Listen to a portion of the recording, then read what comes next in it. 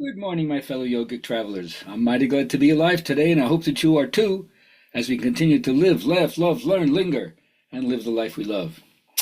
All right. I forgot to do a poem yesterday, so I'll give you a quick one. One of my favorite really says it all from Rumi, The Caravan of Despair. Come, wanderers, worshippers, lovers of leaving. Ours is not a caravan of despair. Even if you've broken your vow 1,000 times, come again.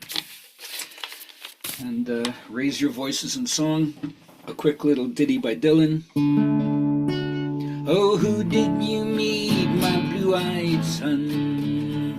Who did you meet, my darling young one?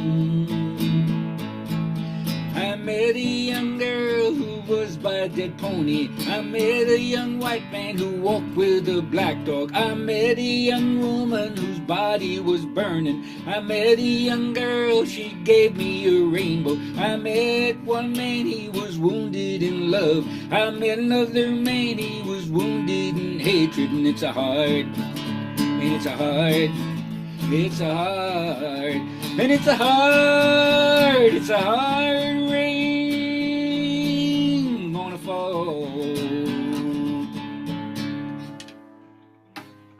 Yeah. All right. Don't want to do all the songs. Just a little ditty around you. Keep on singing. And I'm not a fan of Bob Dylan. He has his finger on the pulse of a lot of stuff, so I'd recommend you check out his work. All right. Nonetheless, here we are for today. My disappointing affirmations for those out there who love or don't love my toxic positivity, fine. How about saying this to yourself? I'm exactly where I want to be. At home, avoiding people. That should hold you over till tomorrow, yeah? Okay. So my journaling question is, do you sleep comfortably? Do you wake up refreshed? You have dreams that are nice or unnerving you? Since we spend so much time sleeping, it'd be an interesting thing to review. The bed, the noise, the light, the habits you keep before you go to sleep. Let me know what's going on for you. I'll tell you what's going on with me. Of course, it could be a big issue if you don't get the rest that sleep can provide. Yeah. Okay. So everything I'm doing, in some way, is trying to turn first my attention, and for those who can hear, about realizing your own supreme identity with spirit. This is the constant consciousness that follows us through all the states, waking, dreaming, deep dreamless.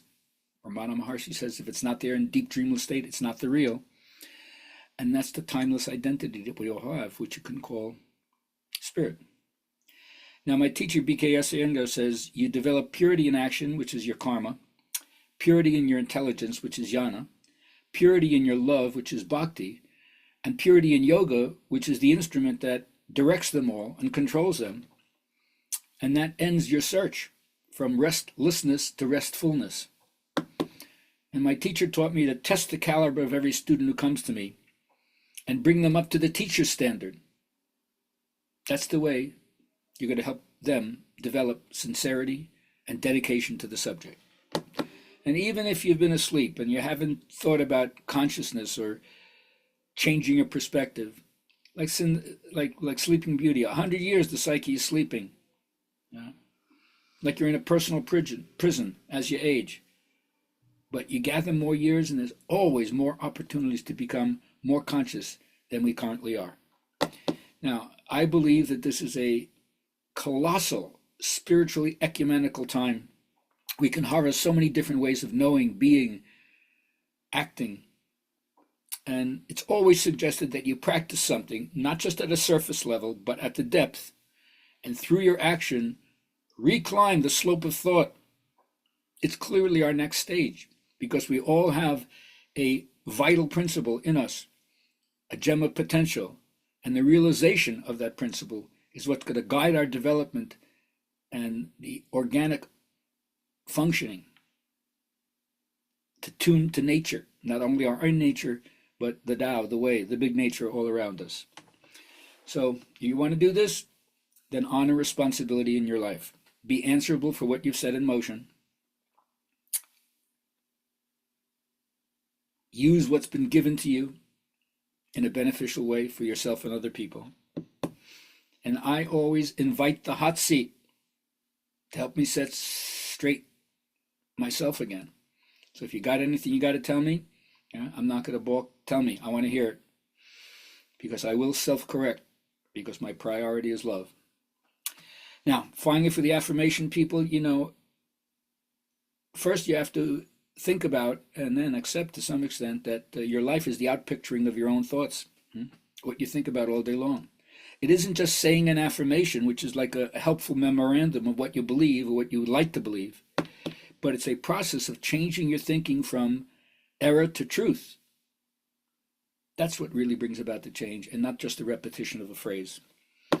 So, for those of you in a position to lead other people, create an environment in which others can flourish, convince other people they have talent and autonomy to do whatever job is in front of them, and then lead by example by not just saying it, but to the extent that you can, make the best of every situation.